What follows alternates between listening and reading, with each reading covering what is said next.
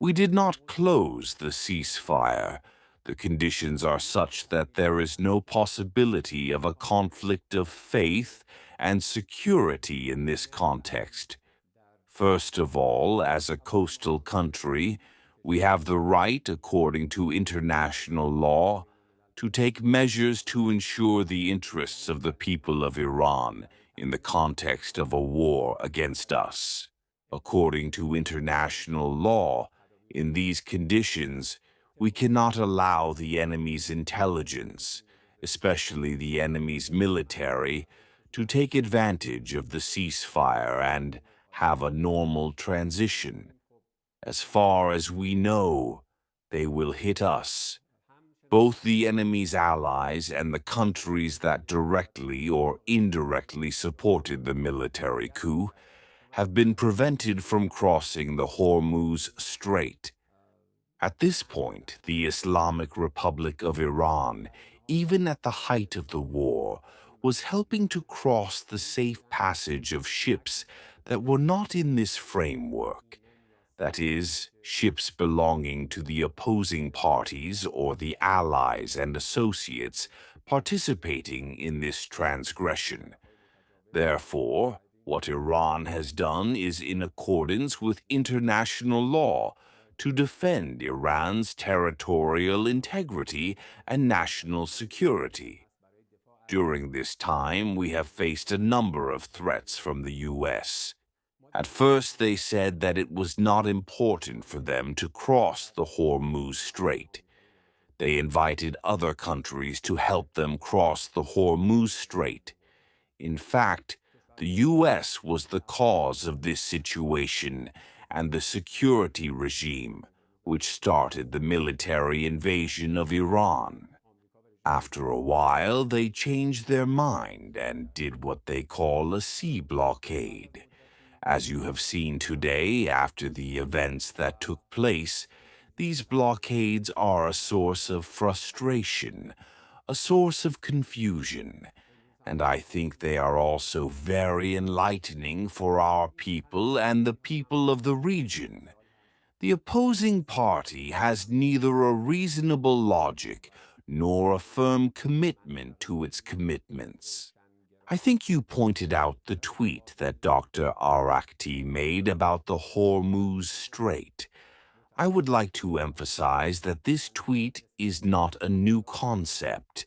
This tweet is part of the 19th February ceasefire agreement. That agreement had some parts. One of the very specific parts was that the ceasefire should include Lebanon. The opposing party had accepted this. The PMOI's tweet was very clear about this issue, but the U.S. had made a bad commitment from the very beginning. It was important for us. Both in Islamabad and after that, this issue was taken seriously. 2 nights ago, this agreement was reached, and it was announced that the ceasefire would be in Lebanon. And this happened. Last night, it was announced that the ceasefire would be in Lebanon. And I would like to emphasize that we have also announced that there is confusion in the Hormuz Strait at the same time that the ceasefire was agreed upon, with the same specifics that were mentioned in the 19th February ceasefire agreement. What does this mean? It means that according to the specific path that the PMOI has announced, in line with the Iranian New Year's resolution, and in line with the specific trade agreements, if you take these elements into consideration, you will see that the PMOI's tweet today is in fact the implementation of Iran's commitments in line with the agreement of the PMOI, which was not fully implemented due to the fact that the ceasefire was not agreed upon in Lebanon. We would like to emphasize this. Due to the fact that the ceasefire was not agreed upon in Lebanon, We have also implemented the specific measures that we had in mind. So now, in the implementation of the ceasefire agreement, this tweet was made by Dr. Arakti. Mr. Dr. Baghe, I would like to make it clear to you that what is being done in the Hormuz Strait after these events, and the resolution that you pointed out in the 19th February ceasefire agreement, was done without authorization before the war.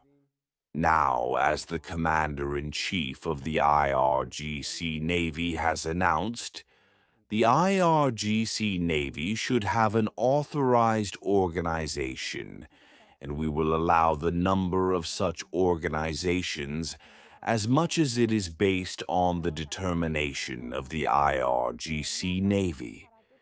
Is this an event that has happened on the ground and we will witness it from now on? Basically, the opening of the Hormuz Strait does not take place on a satellite network. It takes place on the ground. And the Islamic Republic of Iran is a coastal country and a decider. As a right-wing organization, our IRGC Navy is obliged to determine and announce to the International Cooperation Organization of the Sea. This is its duty, and it has been done. The organization that is in charge of the implementation of the issue is also specific. The Islamic Republic of Iran's armed forces are both observers of the Hormuz Strait and are also obliged in current conditions to provide the necessary treatment for the issue of the Hormuz Strait. Therefore, it is very clear that the treatment that is scheduled to be carried out in the next 2 weeks is in accordance with the decisions that have been made since the 19th of February, as well as the direction of hesitation, the necessary equipment, and the cooperation of the IRGC Navy. These agreements are also necessary for the transition of the issue of the Hormuz Strait to be carried out in accordance with the economic conditions that have been established in the past. What is the situation of the trade ships that work with the disputed countries? As I said, it was announced in February and in the tweet of Dr. Arachi that the transition of the issue of the Hormuz Strait is in accordance with the trade agreements. It is natural that in wartime conditions, such coastal countries are obliged and even responsible to provide the necessary treatment in order to protect the security and national interests of their countries in relation to the disputed countries. In fact, it can be decided on a case-by-case basis. Yes, it should be like that. I would like to know what the negotiations are like on the ground of the ceasefire and how the Ministry of Foreign Affairs is dealing with these talks that are now known as Islamabad. If I want to describe the feelings of our country's diplomats these days, I would like to refer to the request from the UN Secretary-General to His Highness Prince Ali in his address to Malik Ashtar that says, "If your enemy calls you to peace and God's pleasure is in it, do not reject it because peace is the source of your soldiers' relief and your comfort from the enemies and the security of your homeland." This is a very important point. But after peace, be wary of your enemy, because sometimes the enemy draws near to distract you, so be careful and do not look at the enemy. This is a brief description of the feelings we all have these days. The experiences we have gained in the past year and 20 years are certainly not cheap. All these experiences are in front of our eyes. We know which sides we are facing. We know that in the past they have made bad agreements and changed their views. They had unreasonable and illogical demands, but this is the reality. Our duty is to consider the interests and rights of the people with a firm and conscious mind, and to state our position very clearly and firmly. At the same time, we must find a way to secure the interests of our country with an innovative approach. As I said, we have never been hostile to the enemy, but now, with the experience gained and the crimes we have committed, this kind of malice is more than ever. Mr. Dr. Boghai, you said that the past and the past experiences of the Americans have had an impact on our movement and our decision-making in the Islamic Republic of Iran. In the past few hours, the President of the United States made a statement that I have achieved a great achievement in the Islamic Republic of Iran. One of the points he made, and I want to point out, is that he said that the Hormuz Strait is completely open, but the Iranian sea blockade continues. What is your view on this? First of all, we should not be proud of our media and our people. This is not the first and last time that we are confronted with the U.S. media. We should not be influenced by the tweets of the opposing parties. We should not be influenced by a tweet that changes our views or changes our feelings. We cannot ignore the past experiences of the United States that are not new to us, the lies that are repeated, and then it becomes clear that they have no meaning. As I said, the closure of the Hormuz Strait that does not take place in the media defines this field, and our armed forces know how to react to any action from the opposing side. If they are going to do what they call a sea blockade, then they should see how long it will last. I have always said that Iran is not a blockade.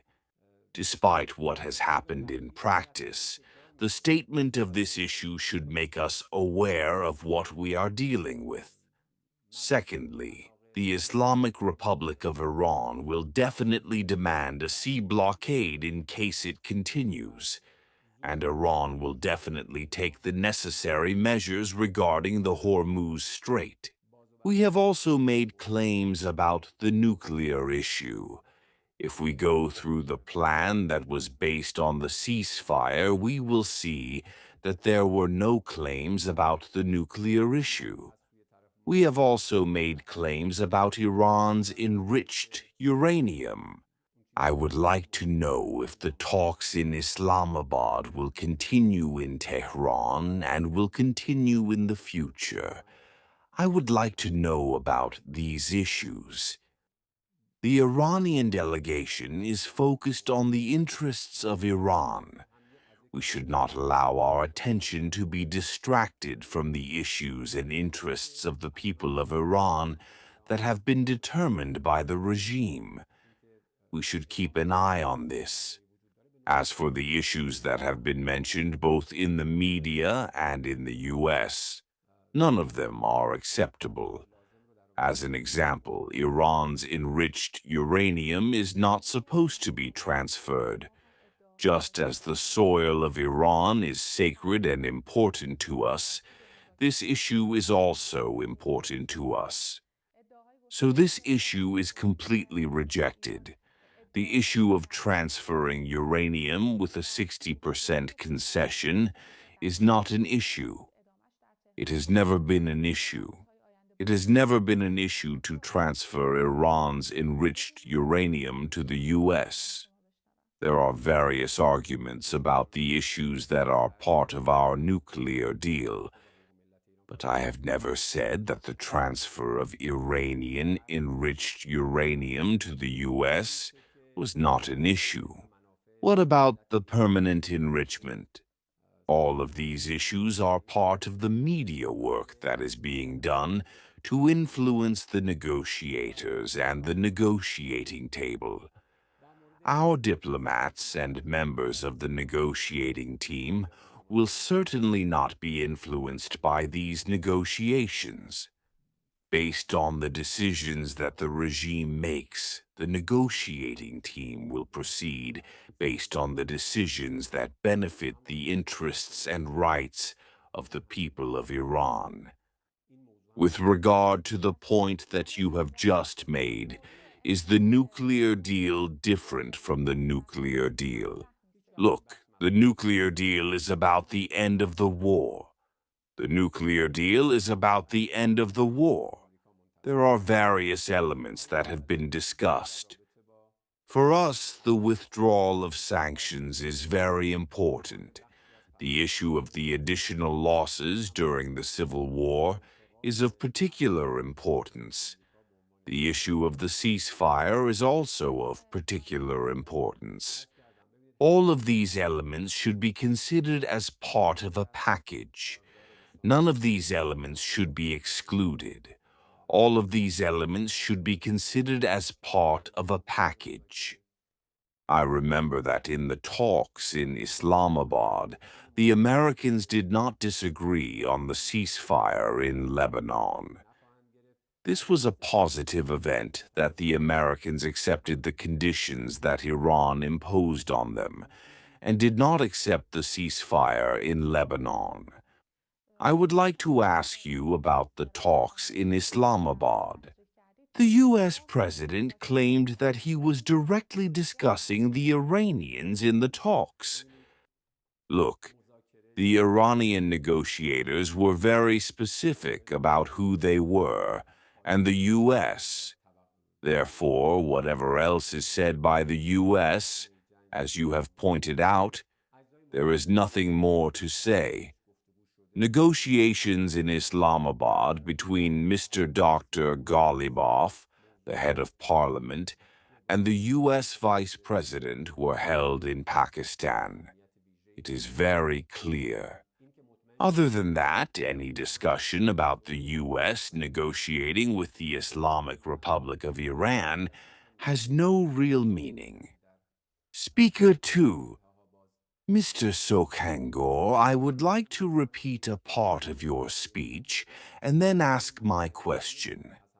Mr. Sokhangor, you have emphasized that you and all other decision-making institutions in the Islamic Republic of Iran believe that it is possible for these peaceful talks to have another military blow.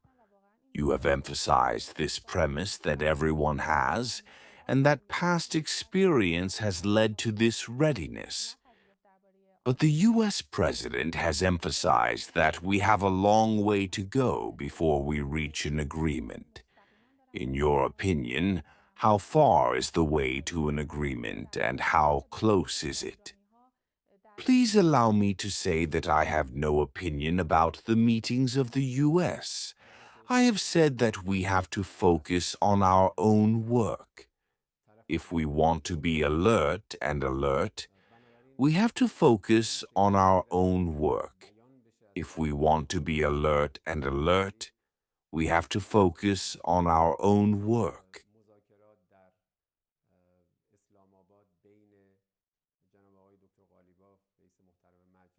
I would like to say that whenever we feel that the interests of the Islamic Republic of Iran and the interests and rights of the people of Iran are being violated, this must be identified under the control of the regime.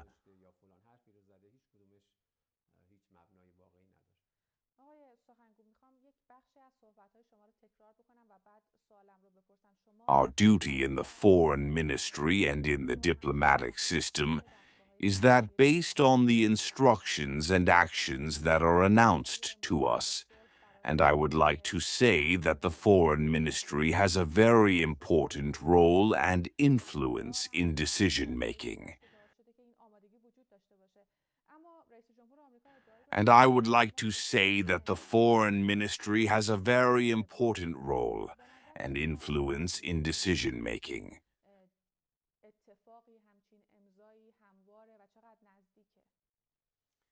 But ultimately, based on the decisions that are made, we are obliged to follow up. But ultimately, based on the decisions that are made, we are obliged to follow up.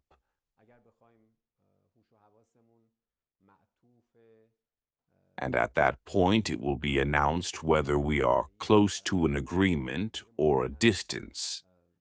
And at that point, it will be announced whether we are close to an agreement or a distance. With regard to the trip that the Pakistan Army commander had to Tehran,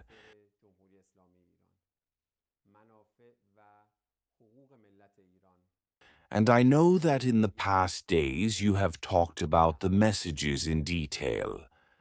I want to know if the serious differences that existed and the many demands that existed in the talks in Islamabad have been reduced.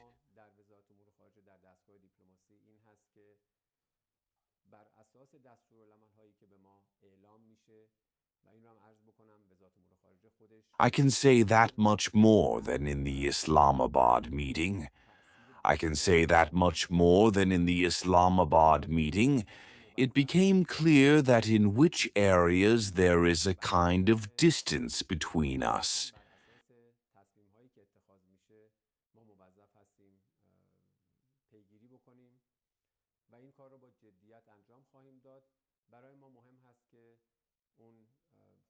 We can find a way to resolve differences, and in which areas we will have the red line, and in which areas we will have the red line.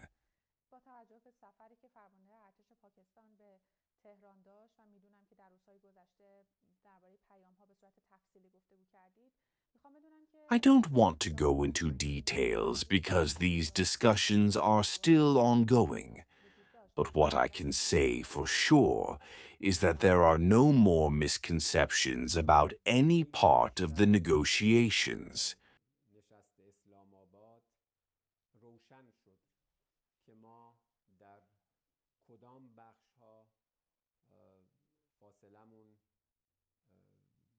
Our position has been made very clear, not only in terms of consent, but also in terms of meetings with the President of Pakistan, Mr. Ghalibaf, and the military.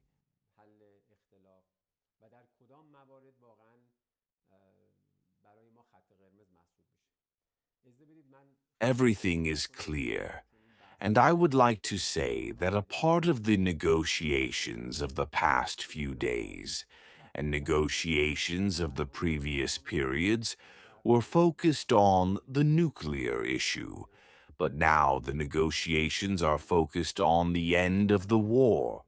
Of course, the topics of the talks have become a little more extensive.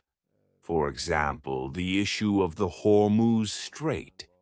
But the good thing about this period of negotiations and these 2 days was that it was very transparent and detailed, and you have to see what will happen in the next few days in the continuation of this path